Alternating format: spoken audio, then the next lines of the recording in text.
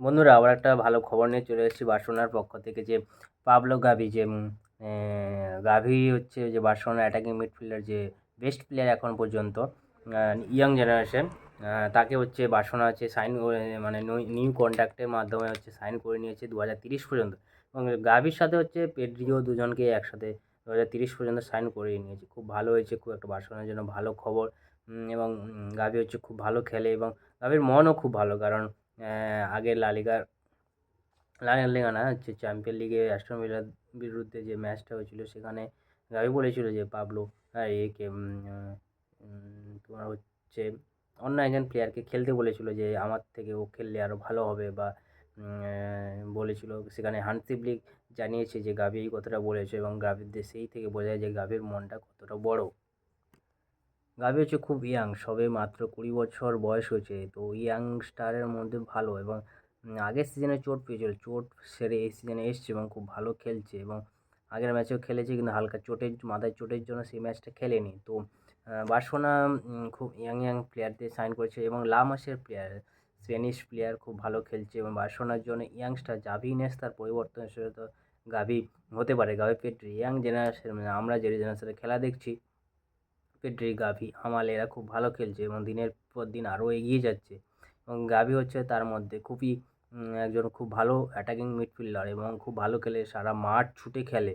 এবং দেখলে মনে হয় দেখলে মনে হয় যেন গাভি হচ্ছে একাই খেলছে, কারণ সেন্টার মিডফিল্ডার, তারপরে centre forward, left wing, right wing সব জায়গায় খেলতে পারে, এবং অ্যাটাক সাথে যে ডিফেন্স দুটো করতে পারে। এবং পায়ের যে স্কিল আছে, খুব কাটায় ভালো, স্কিল ভালো, এবং অন্যান্য প্লেয়ারদের কাটিয়ে এবং গোল করার ক্ষমতা আছে।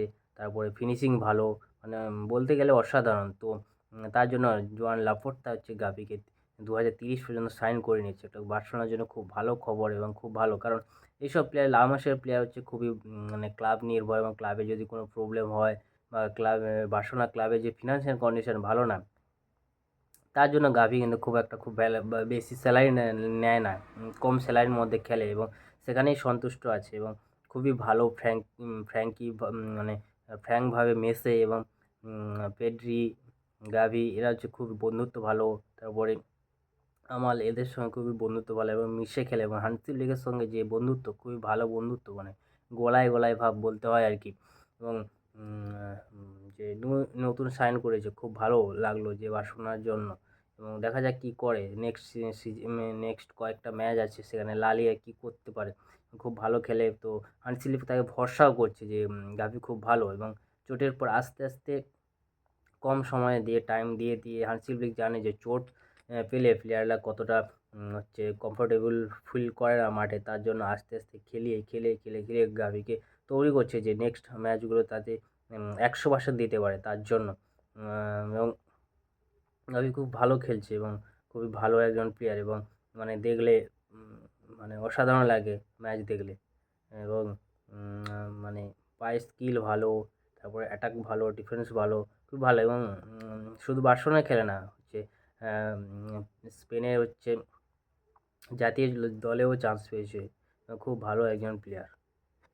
শুধু না, লা মাসিয়াতে খেলেছে, সঙ্গে আন্ডার 19 খেলেছে, আন্ডার 16 খেলেছে, এবং বার্সেলোনা হয়েও খেলছে এখন, মেন টিমের হয়ে খেলছে, খুব ভালো খেলছে এবং ভালো প্লেয়ার। তো আমি চাইবো যে গাভি খুব ভালো একটা ফিউচার গড়ে উঠুক, যাতে আর চোট না পায়। চোট পেলে প্লেয়ার হচ্ছে খুবই মানে অবস্থা খুব ভালো থাকে না। তাই চাইবো চোট যাতে না পায়। চোট পেলে প্লেয়ারদের হচ্ছে সমস্যা, যত সমস্যা চোটেই আসে, কারণ চোট পেলে একটা প্লেয়ার নষ্ট হয়, আবার তাকে ফিরে আসতে টাইম লাগে।